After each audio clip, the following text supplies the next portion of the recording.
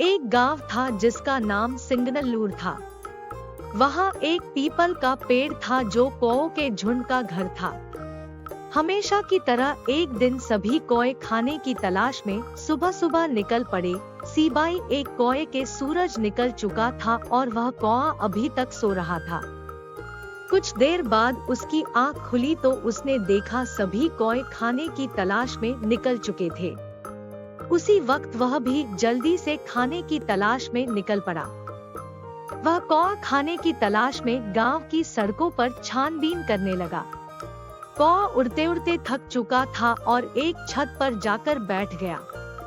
उसी वक्त बहुत ही स्वादिष्ट एक खुशबू उसके पास आई। कौए ने हर तरफ देखा कि यह पता करने के लिए कि खुशबू कहां से आ रही थी। एक बूढ़ी औरत वड़ा कर रही थी जिसकी यह खुशबू थी। वड़ा का साइज देखकर कौए के मुंह में पानी आ गया और तुरंत उसे वड़ा खाने की इच्छा हुई। कौआ नीचे उतरा और उस औरत के पास जाकर बैठ गया। कौआ धीरे से उस वड़े के प्लेट के पास गया, लेकिन औरत ने उसे देख लिया और कौआ डर के मारे उड़ गया। उसी वक्त कौए को एक आइडिया आया। जल्दी से वह घर के पिछवाड़े चला गया और अजीब तरह से चिल्लाने लगा। चिल्लाने की आवाज सुनकर बूढ़ी औरत घर के पिछवाड़े पर गई। जैसे ही वह औरत वहां से गई, कौए ने वड़ा उठाया और घर की ओर रवाना हो गया। कौआ बहुत खुश था और वड़ा खाने ही वाला था कि उसी वक्त एक लोमड़ी उसके पास से गुजरा।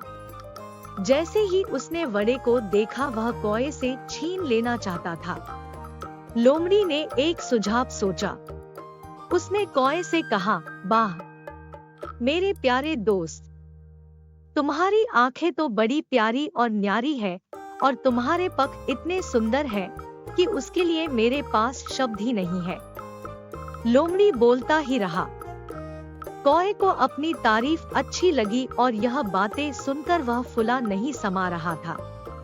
फिर लोमड़ी ने कहा, ऐसे खूबसूरत पंछी की आवाज भी बहुत सुरीली होनी चाहिए। फिर क्या तुम मेरे लिए एक गाना गाओगे दोस्त? कौआ पूरी तरह बहक चुका था। कौआ जोर जोर से काव काव करने लगा और उसके मुंह से वड़ा नीचे गिर गया और लोमड़ी ने उसे उठा लिया।